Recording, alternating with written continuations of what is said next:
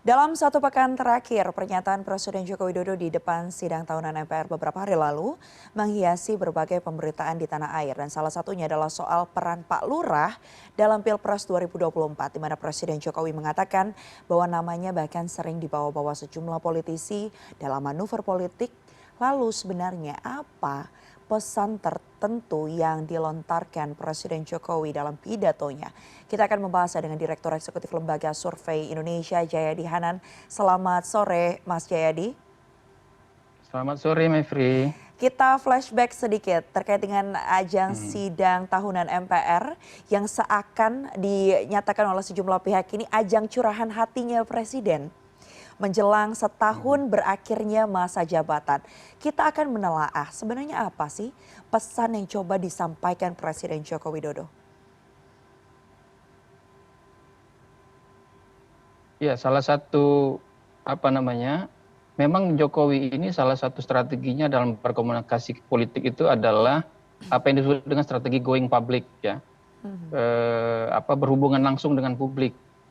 Nah, panggung sidang umum MPR kemarin, pidato kenegaraan itu adalah panggung yang mendapat sorotan sangat luas, ya, di seluruh publik. Jadi Presiden bisa berbicara langsung melalui media kepada publik tentang hal-hal yang menurutnya penting, gitu.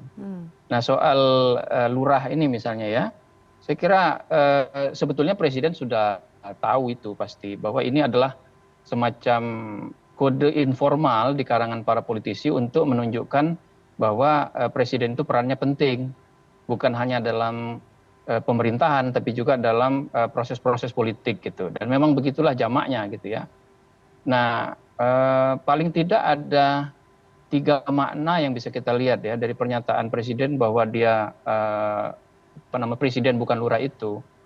Pertama adalah lurah itu kan pimpinan di tingkat pemerintahan terendah di Indonesia, di tingkat desa atau kelurahan, ya. Presiden menyatakan bahwa dia presiden bukan lurah, jadi posisi presiden sebetulnya jauh lebih tinggi daripada lurah, karena itu berarti bahwa dia punya kekuatan sebetulnya yang lebih besar daripada Pak Lurah, gitu. Itu yang pertama. Yang kedua, bisa juga presiden ingin menyatakan seperti yang sering kita pahami, yaitu bahwa presiden itu tidak punya peran formal di dalam menentukan misalnya koalisi partai, siapa yang bakal menjadi calon presiden dan sebagainya. Jadi dalam bahasa yang lain, Presiden ingin menyatakan, jangan khawatir, saya ini tidak cawe-cawe, saya ini tidak berpihak secara khusus kepada pihak tertentu dan tidak menggerakkan kekuatan yang saya miliki, gitu. Jadi ini bisa makna kedua, gitu. Tapi bisa juga makna ketiga. Jangan lupa Presiden berbicara di depan publik dalam pidato kenegaraan, dan konteksnya Presiden itu mengenakan pakaian, ya, pakaian adat Nusantara.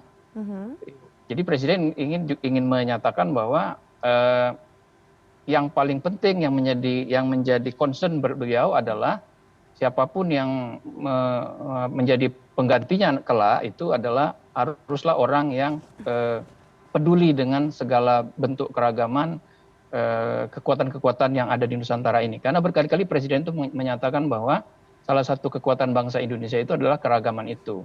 Jadi paling tidak 3 makna itu yang bisa kita lihat. Apakah ini berupa curhat dari Presiden? Kalau itu kan soal lain. Saya kira yang lurah itu bukan curhat, ya. Yang curhat itu yang soal, iya, Oke, siapa berarti, Bang? Penegasan. Tapi kan kalau kita dengar bersama dari tadi 3 makna yang kemudian Bang Jayadi sebutkan begitu, ada kemudian dinamika yang terjadi di sana. Di awal menegaskan bahwa punya peran yang besar, tapi di sisi lain juga menyatakan bahwa sebenarnya tidak ikut campur begitu. Itu cukup satu hal yang mungkin kontradiktif begitu. Apa kemudian yang coba disuarakan dalam hal ini? Adakah kemudian pihak-pihak yang coba disentil lewat pidato, khususnya kalau kita bicara konteksnya sebutan Pak Lurah ini? Betul. Ada 2 pihak itu yang disentil. Pertama, pihak yang menganggap Presiden cawe-cawe dan itu tidak boleh. Nah, itu jelas ini kubunya Pak Surya Paloh, kira-kira gitu kan. Koalisi Perubahan untuk Persatuan. Karena kan KPP menyatakan Presiden itu nggak boleh cawe-cawe. Presiden harus memberi kesempatan kepada semua orang menjaga jarak dan sebagainya. Jadi untuk itu Presiden mengatakan saya nggak cawe-cawe loh, kira-kira gitu. Mhm.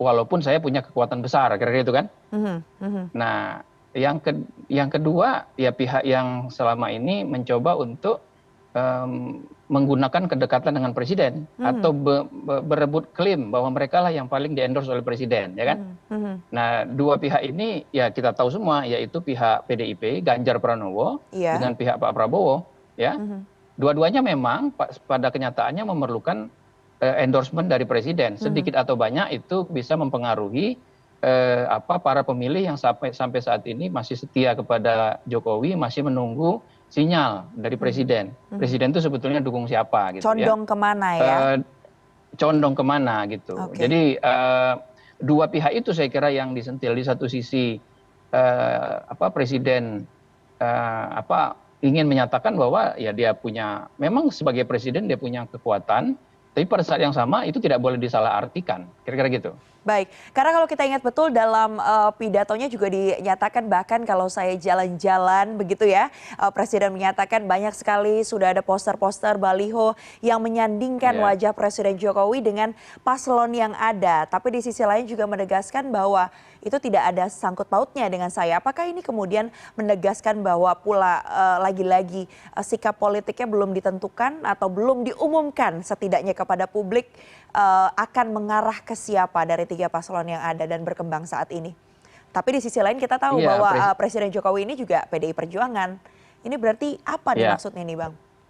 Iya, di satu sisi Presiden menegaskan walaupun dia kader PDI Perjuangan, belum tentu dia mendukung secara penuh PDI Perjuangan, kira-kira gitu kan? Mhm. Mhm. Pada saat yang sama, Presiden kan sekarang orang sudah mulai mafhum bahwa Presiden itu punya calon favorit, Mhm. ya, yaitu Prabowo gitu. Mhm. Nah, kepada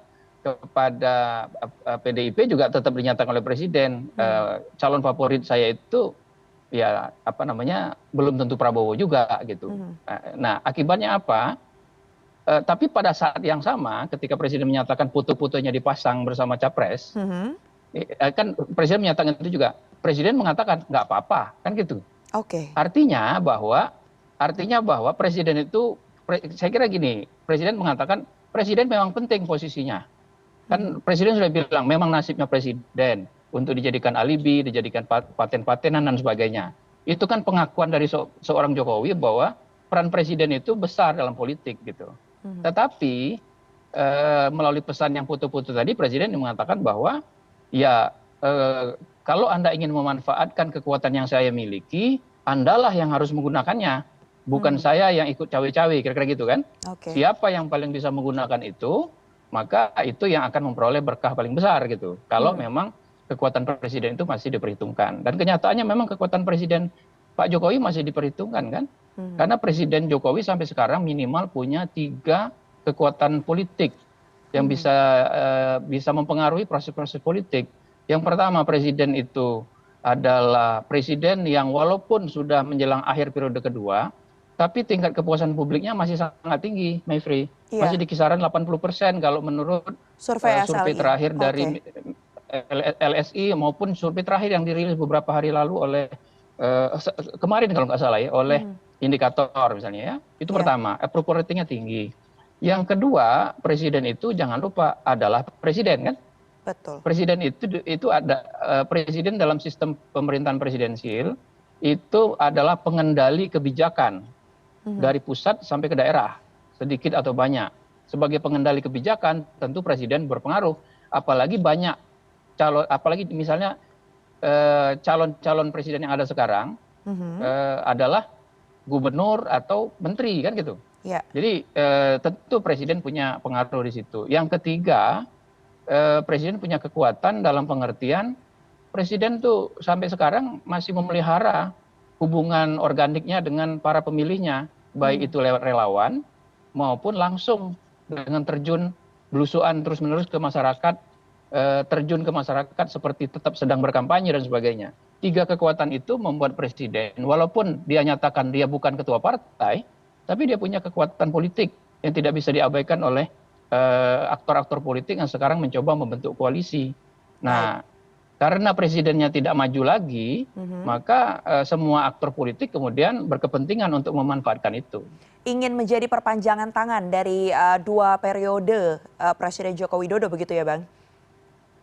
Nah, itu strategi. Oke. Itu strategi. Jadi pernyataan bahwa misalnya si A atau Prabowo lah yang menjadi pelanjut Jokowi atau Ganjar Pranowo lah yang menjadi pelanjut Jokowi, itu adalah strategi masing-masing capres ini untuk menyatakan kepada publik bahwa kalau Anda mengikuti pilihan Jokowi, maka Anda harus ikut maka Jokowi milih saya. Jadi endorsement seperti itu yang sebagai strategi untuk menambah jumlah suara. Oke, baik. Nanti kita akan lebih lanjut berbincang lagi tentunya karena kalau bicara soal statement dari Presiden Joko Widodo, tentu dimanapun itu momennya akan terus mendapat perhatian publik begitu ya. Lagi-lagi yang terbaru adalah yang disampaikan tepat di hadapan tadi sidang tahunan MPR RI yang berlangsung pada 16 Agustus lalu dan ada sejumlah kata-kata yang kemudian atau kalimat-kalimat dilontarkan yang juga menjadi highlight ke depannya. Baik, terima kasih banyak atas dialog kali ini, Bang Jayadi Hanan, terima kasih sudah bergabung bersama kami. Terima kasih.